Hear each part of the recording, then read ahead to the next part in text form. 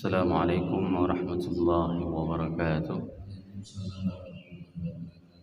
الحمد لله بنعمته تتم الصالحات وبفضله تتنزل البركة. أشهد أن لا إله إلا الله له دعوة الحق حريص عليها وأوجب تبشير بها. ولتكن منكم أمة يدعون إلى الخير ويأمرون بالمعروف وينهون عن المنكر وأولئك هم المفلحون.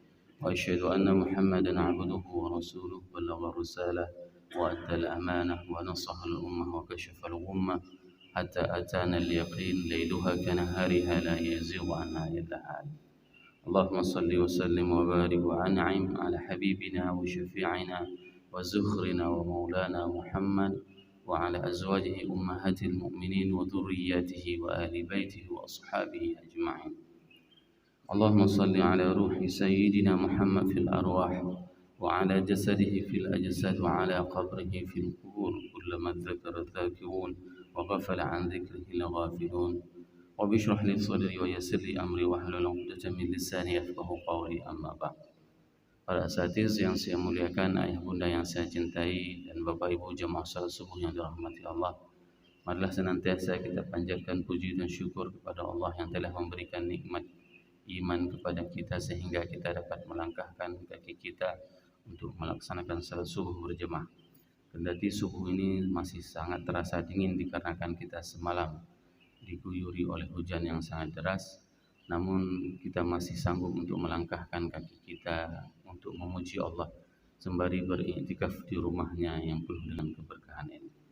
Salawat dan salam mari sama-sama kita panjatkan kepada junjungan kita Nabi besar Muhammad sallallahu alaihi wasallam yang telah mengajarkan kepada kita segala aspek tatanan kehidupan kita. Kalau saya pernah mengatakan kepada bapak ibu semuanya, bangun tidur jangan dibuang ludahnya. Dikarenakan apa? Dikarenakan Rasul mengajarkan kepada kita untuk bersiwak dan menelan ludah pertama kita pada saat kita bangun tidur. Ada salah satu jamaah kita yang mempraktekkan itu, dan beliau mengatakan bahwasanya asam lambungnya sembuh setelah mempraktekkan. Coba bayangkan bagaimana Rasul memberikan pedoman dalam tatanan kehidupan kita. Mulai dari kita tidur sampai dengan terbangun itu dalam panduan Rasulullah SAW. Salah satu yang ingin saya jelaskan pada subuh ini, di antara apa yang disuruh oleh Rasulullah itu adalah pada saat kita buang air kecil, kita disuruh berjongkok. Ini penting sekali. Kenapa? Nanti boleh ditanyakan kepada dokter. Ternyata penyebab paling terbesar di antara prostat itu adalah pada saat seseorang kencing berdiri. Apakah Rasul tidak pernah kencing berdiri? Pernah. Tapi harus dilihat hadis tersebut, asbabul wurudnya. Kapan Rasul pernah kencing berdiri? Pada saat memang saat itu adalah saat tertentu, bukan selalu. Ya. Nanti jangan pula kita begitu melihat ada orang kencing berdiri, kita bid'ahkan dia. Ya. Kita katakan, ohnya hana lagi Rasul. Tidak seperti itu. Nah, ada kondisi yang memang pada saat seseorang tidak mungkin lagi dia, mungkin pada saat dia duduk. Maka kondisi-kondisi yang darurat itu dibenarkan bagi seseorang untuk buang air kecil secara berdiri. Namun untuk menghindari prostat, nah ini khusus bagi bapak-bapak, ya, kencinglah mulai dari sekarang sambil duduk. Memang agak berat, apalagi sudah tua, apalagi lututnya sudah kena. Untuk bangun susah, tapi lebih susah lagi kalau kena prostat. Maka pada saat kita mengamalkan apa yang diperintahkan oleh Rasulullah, itu sebenarnya untuk tatanan kehidupan kita. Sama halnya pada saat Allah dan Rasulnya melarang sebuah perbuatan yang dinamakan dengan liwat, yaitu homoseksual. Kalau sekarang itu disebut dengan istilah baru LGBT. Dan ini adalah sebuah gerakan masif terstruktur yang ada di Eropa. Saya pada saat berada di Inggris, semua kantin, semua restoran yang ada lambang pelangi, berarti mereka itu adalah support sistemnya LGBT. Dan kita tidak tahu hari ini, terkadang ada orang jual baju, stiker, beli kita. Padahal itu adalah untuk menyapot dakwah mereka orang-orang LGBT. Imam Az-Zahabi menjelaskan di dalam kitab Al-Kabair tentang dosa besar al-liwat tersebut, homoseksual tersebut, di dosa besar ke-17. Allah berfirman di dalam surat Hud ayat 82-83 berbunyi a'udzubillahi minasyaitonirrajim bismillahirrahmanirrahim falamma jaa amruna ja'alna 'aliha safilaha wa amtarna 'alaiha hijaratan min sijilin mandud musawwamatan 'inda rabbik wa ma hiya minadh dhalimin biba'id. Ini merupakan gambaran bagaimana kaum Lut ya, pada saat mereka falamma jaa amruna ja'alna 'aliha safilah. Pada saat keputusan dari Allah kepada kaum Nabi Lut itu, maka mereka dijadikan 'aliha safilah. Orang yang di atas itu ditelungkupkan ke bawah. Gugom bahasa Aceh. Bukan gom lain ya. Gom. Ditelungkupkan, orang yang dari atas itu dicampakkan ke bawah. Wa amtarna 'alaiha hijaratan min sijil. Dan mereka itu dicampakkan batu-batuan. Ada salah satu daerah di Italia. Orang-orang itu semuanya menjadi patung seperti ini. Dan bebatuan itu datang dari pegunungan di sebuah daerah di Italia. Saya kurang tahu nama daerahnya apa. Dan ternyata pada saat diteliti mereka itu adalah semuanya adalah orang-orang homoseksual. Hari ini itu merupakan kota hantunya di Eropa. Bagaimana ngerinya, dahsyatnya azab yang dirasakan oleh orang-orang homoseksual, orang-orang yang berhubungan sesama jenis, laki-laki dengan laki-laki, perempuan dengan perempuan. Musawwamatan 'inda rabbika wa ma hiya minadh dhalimin, dan siksaan itu ya, merupakan dari sisi Tuhanmu ya.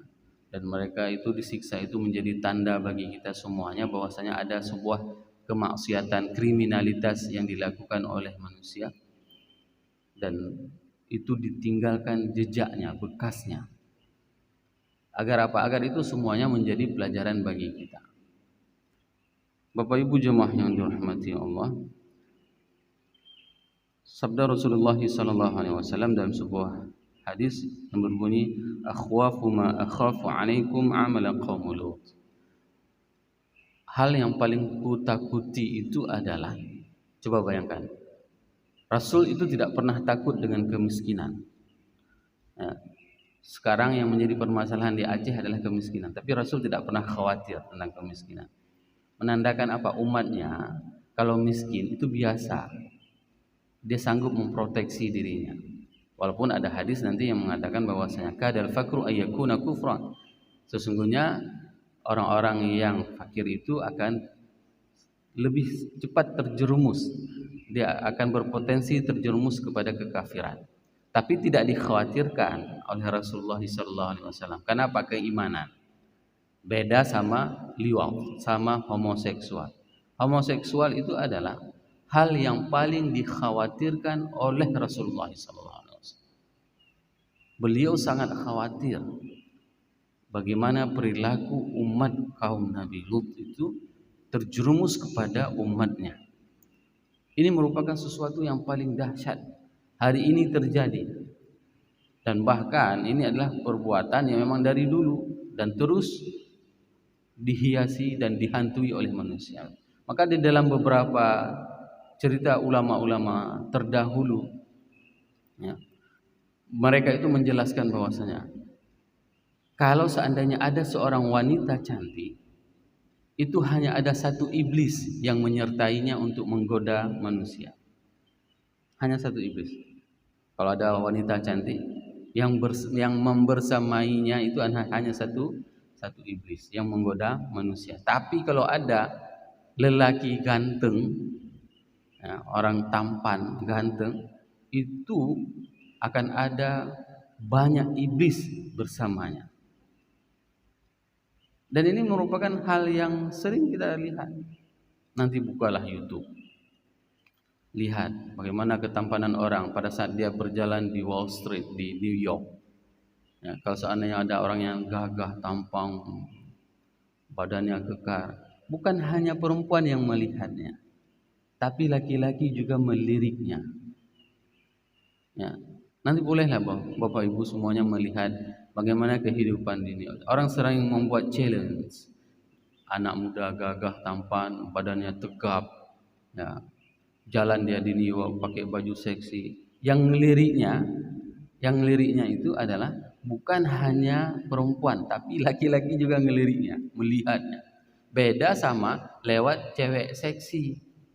Pasti yang lihatnya itu adalah orang laki-laki. Ya.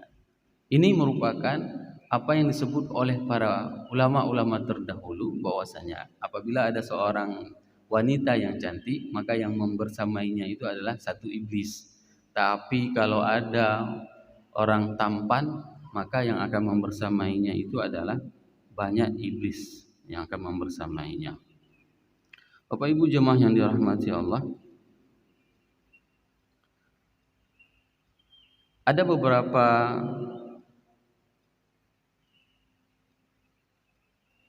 kejadian yang disebutkan di dalam Al-Quran tentang perilaku orang-orang kaum Nabi Lut ini, sebagaimana yang disebutkan di dalam surat Asy-Syu'ara ayat 165 dan 166. Allah berfirman, A'udzubillahi minasyaitonirrajim, Bismillahirrahmanirrahim.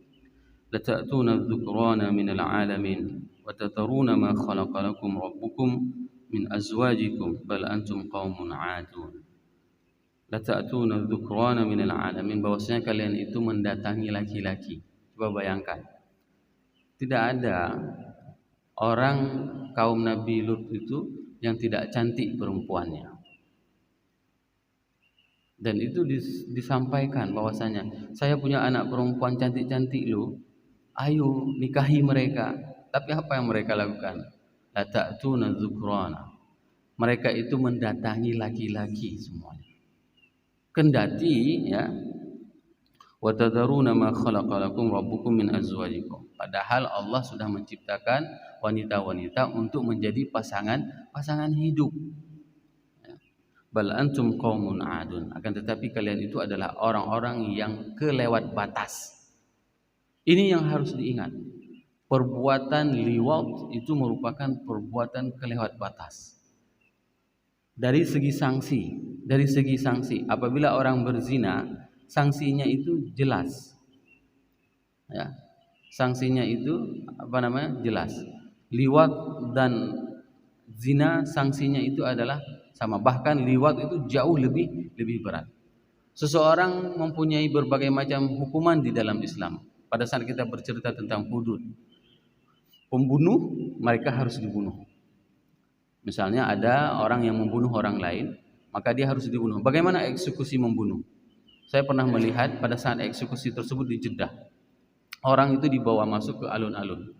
Ini kenapa disaksikan? Dikarenakan hasil kajian, misal diputuskan oleh mahkamah, ini harus dieksekusi depan publik, di depan umum. Contoh misalnya kita bawa kriminal tersebut ke lapangan Hira, nonton orang semuanya, baru dieksekusi. Cara eksekusi bagaimana?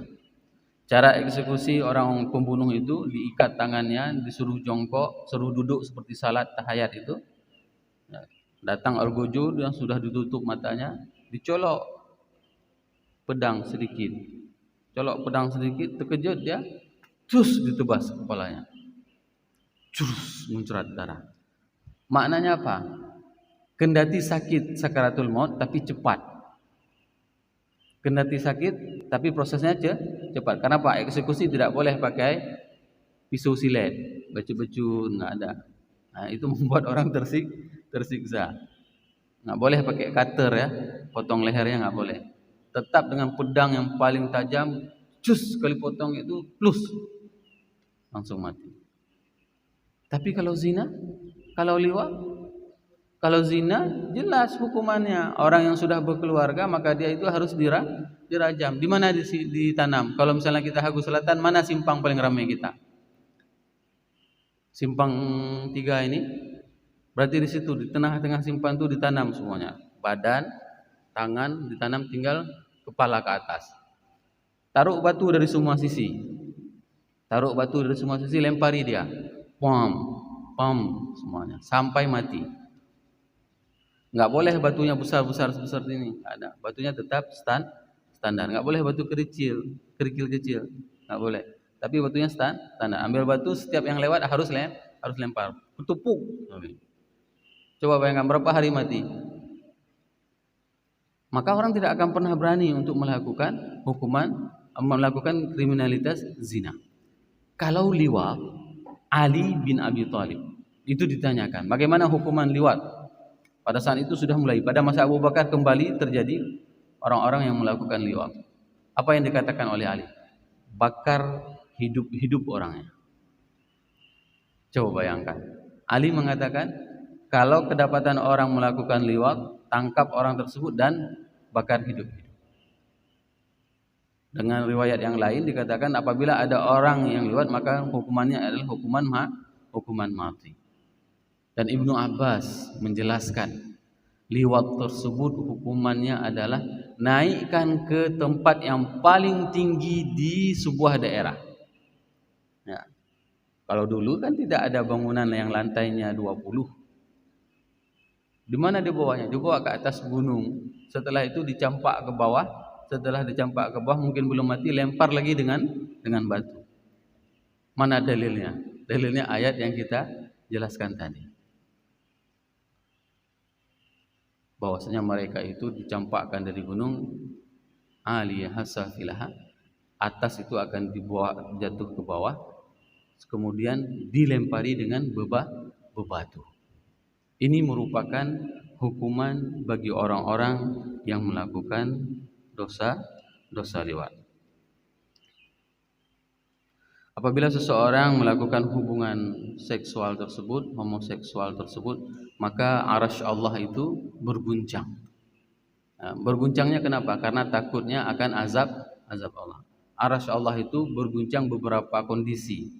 Ya, contohnya misalnya pada saat seseorang melakukan akad nikah. Bergoncangnya kenapa?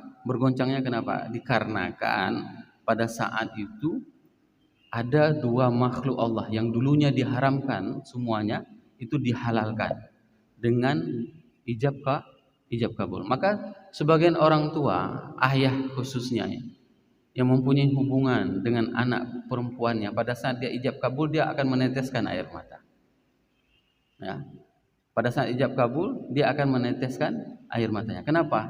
Karena dia telah memelihara anaknya, mendidik anaknya, memberi makan anaknya dengan baik, mengajarkan Allah. Pada saat itu dia akan serahkan anak perempuannya kepada laki-laki lain yang akan bertanggung jawab sepenuhnya nanti di hadapan Allah.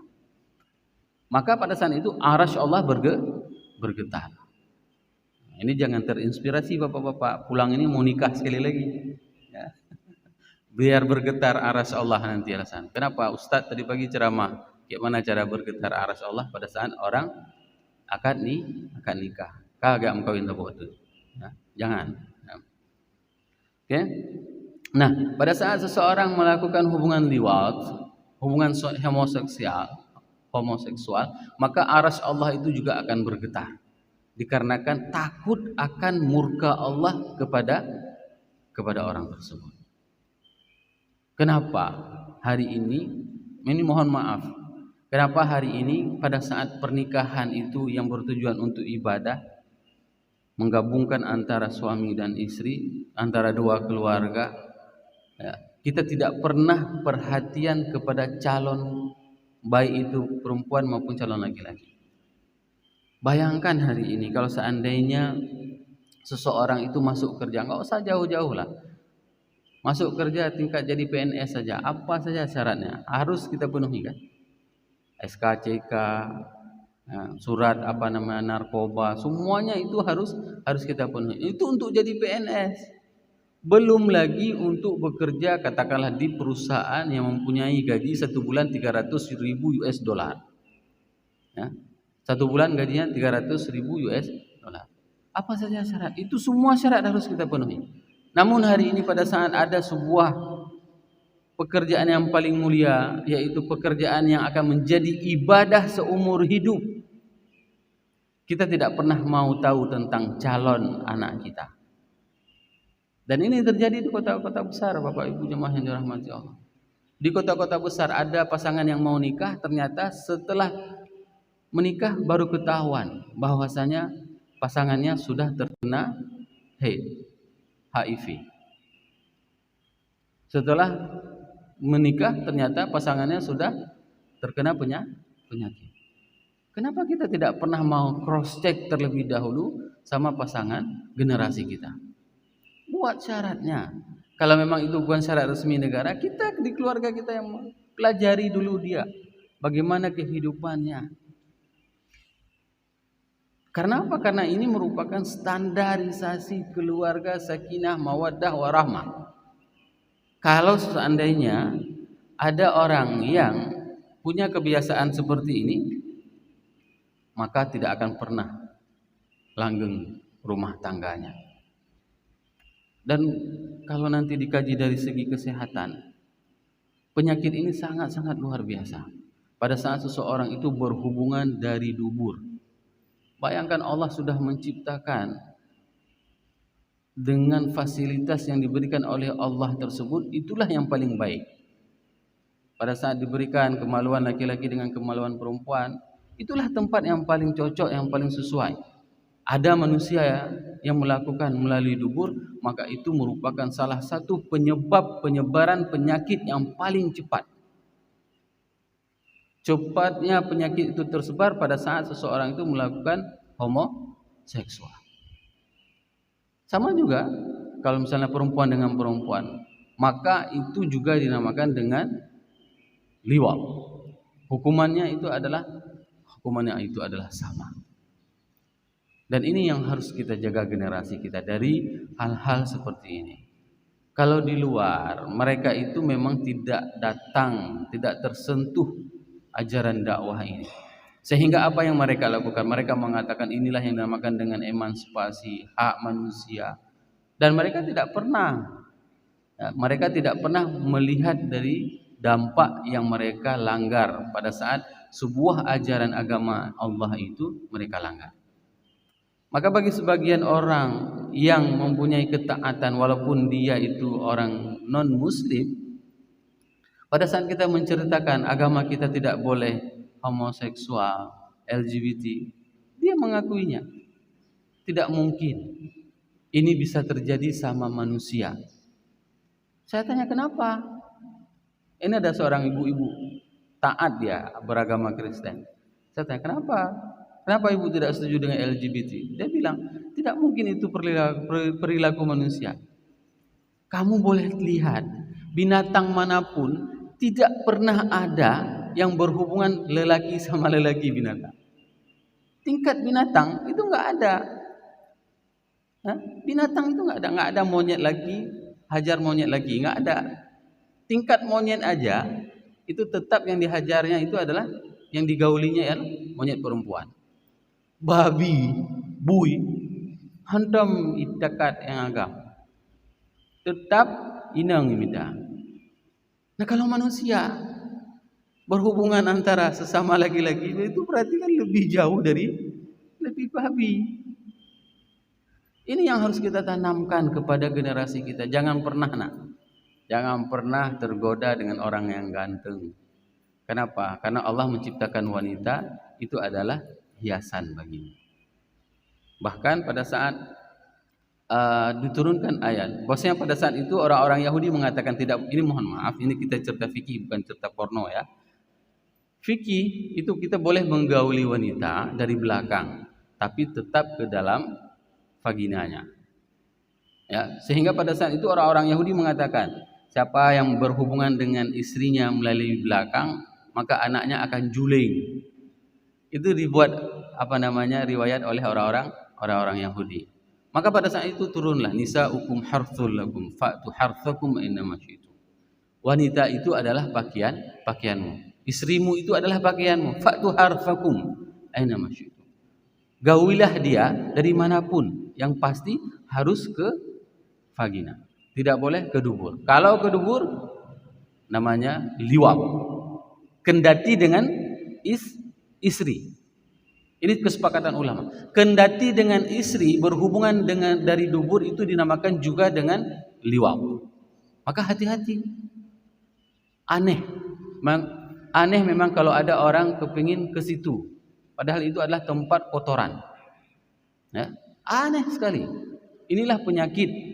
Maka kita selalu meminta doa kepada Allah agar kita dijauhi dari penyakit-penyakit seperti itu. Sehingga pada saat kita tidak melakukan kemaksiatan liwat, jarimah, kriminalitas, homoseksual, maka generasi kita akan terselamatkan. Banyak kasus kalau misalnya Bapak Ibu melihat di internet, kasus orang pada saat dia berhubungan badan melalui dubur, setelah itu dia melalui vagina, anaknya cacat. Anaknya cacat. Nanti bisa dilihat ada yang kepalanya setengah, nggak habis kepalanya. Kita kan kepala bagus, ini kepalanya setengah. Ada yang model seperti itu. Itu dampak pada saat seseorang melakukan hubungan homoseksual. Semoga beberapa ayat ini dan hadis ini menjadikan kita lebih bertakwa kepada Allah dan mendekatkan diri kita kepada Allah sehingga kita lebih mencintai Allah dan Rasulnya dan mengamalkan semua yang diperintahkan oleh Allah dan Rasulnya sehingga kita semuanya dikumpulkan di dalam surga Jannatul Na'im. Subhanakallahumma wa bihamdik asyhadu an la ilaha illa anta astaghfiruka wa atubu ilaik. Assalamualaikum warahmatullahi wabarakatuh.